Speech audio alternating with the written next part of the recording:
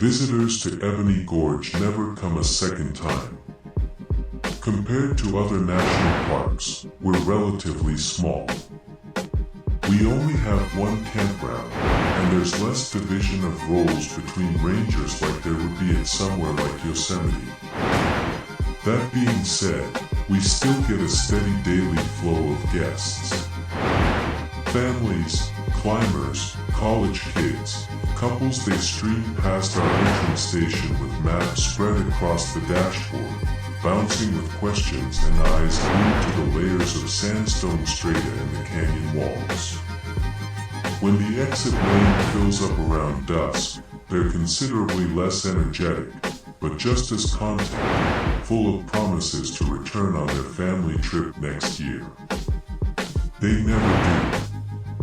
They don't post nature selfies on Instagram. They don't leave reviews or call about early reservations. Ebony Gorge doesn't exist online. There's no mention of it in the NPS directory, nor ratings for our hikes on all trails. And yet, as perplexing as it is why visitors stay away, that's not the question that tickles my mind as I undress at the end of a long day that gasps me to alertness seconds before I can fall asleep. To the outside world, Ebony Gorge doesn't exist. So how did they find us in the first place? If ID thought our shared encounter with the Whitechapel would turn Lenore and I into besties, I would have been wrong. Luckily, I never did think that. Lenore was, well, Lenore, after all. We may have shared a few begrudging words of solidarity next to a fire, words fueled by the adrenaline of a near-death experience, but the next day she was her brooding, scowling self again. We hiked the 2 days to civilization in uncomfortable silence, and once we were back, she treated me just like before, ignoring me and forgetting I existed. At least to my face. The day after returning, the chief called me into her office. "You're up for rotation next." Rotation. The Doors. This Saturday night. Next quarter moon. Goodness, if you can't remember simple things, buy yourself a pocketbook from the visitor center. Not at our prices, I won't. She stared at me. I mean, right. Yes. I'll be there. She was stony throughout the whole interaction, but I understood the exchange for what it was. An olive branch. If Winona was putting me back in rotation for the Doors, that meant she was no longer planning to fire me, not soon anyways. I more than suspected Lenore had something to do with that. Things settled. I did my shifts at the permitting desk and helped clean up overgrown trails. I trained visitors on what to do during mountain lion sightings, and when my shift came to lock the doors, I completed my rounds without incident. Yes, the correct night this time. Even Winona and the veteran rangers stopped disappearing so often. Whatever harm I'd caused my first rotation seemed to be settling. I started noticing the other quirks of Ebony. Weeds would resurrect. One morning, I passed a patch of frail, dried thistles. That evening the stalks were green and strong. You would find odd coins in the sand, sometimes Mexican pesos or Chinese yuan, but more commonly coins I couldn't find matches to online, scribbled with illegible symbols. Occasionally, fake trails would even sprout up on the park map. Hangman S. Arch. I asked a coworker, pointing at a dashed line near the north entrance. I read the description. An easy 2.3-mile loop with stunning desert views, perfect for families with small children. Is this a new version of the brochure or something? He snatched it from me, scanned it, then tossed the whole stack of guides into the trash. Cover me, he called as he marched from the visitor center. Need to make sure nobody got fooled.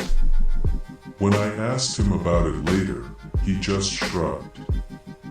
Happens sometimes. That was the common sentiment. The other rangers noticed these things, but they didn't seem to mind. You'd think normal people would be foaming at the mouth for answers. That they'd be investigating in their off hours, or researching, or pounding at Winona's door with questions, except these weren't normal people. There was nothing wrong with them. They weren't dangerous or hermits, but the longer I worked at Ebony, the image of it all sharpened into focus. While Lenore was right, I wasn't a pushover under normal circumstances. I was a chronic people pleaser. With that came a certain understanding. I got people.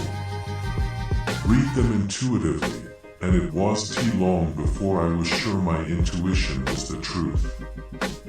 The other rangers didn't care about answers, because they were like me. Hiding.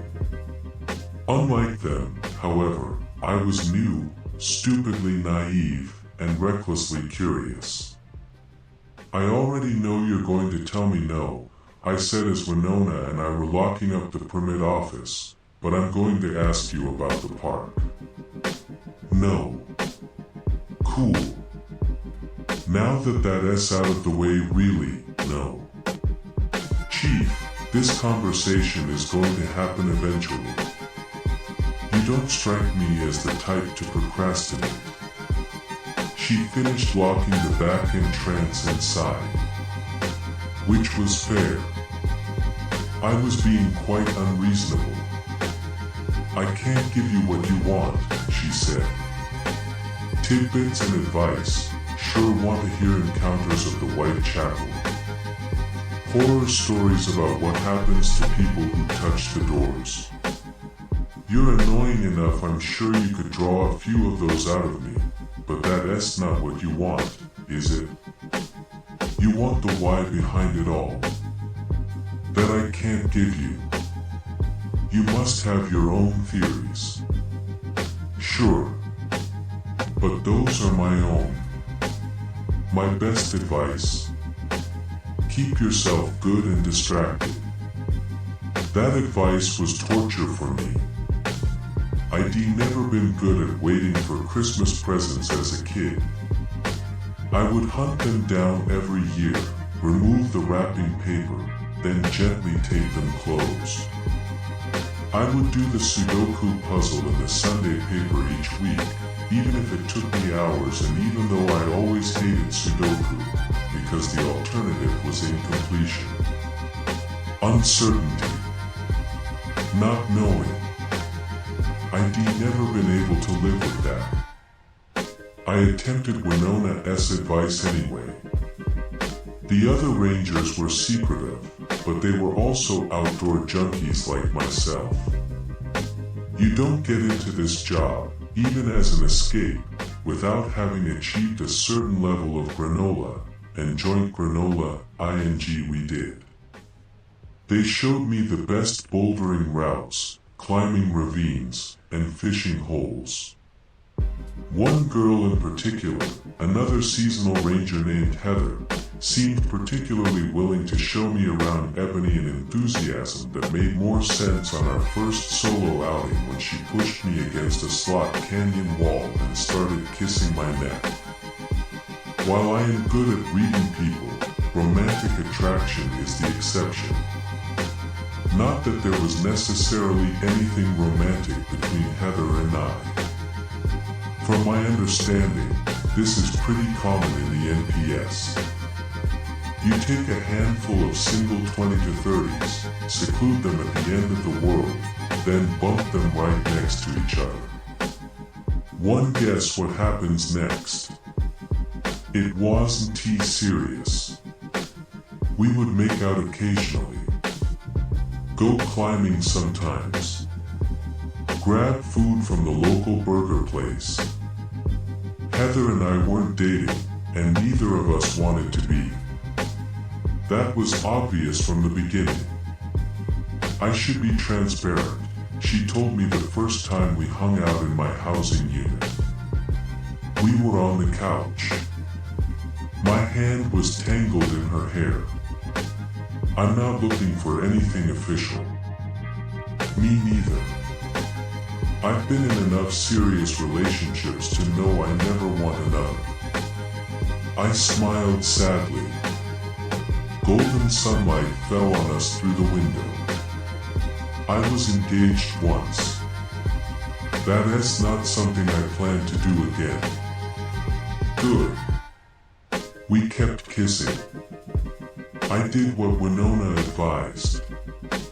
I kept myself busy, moving, and distracted by a dozen silly things all until the morning I knocked on Heather's unit door and she didn't answer. I knocked again. Still nothing. She's gone, somebody called from behind. Lenore, I realized. This was one of the few times we talked since our backpacking trip. A repelling bag was slung over her shoulder. Gone where? Quit last night. Said she's leaving for good. She shrugged and kept walking. Ah,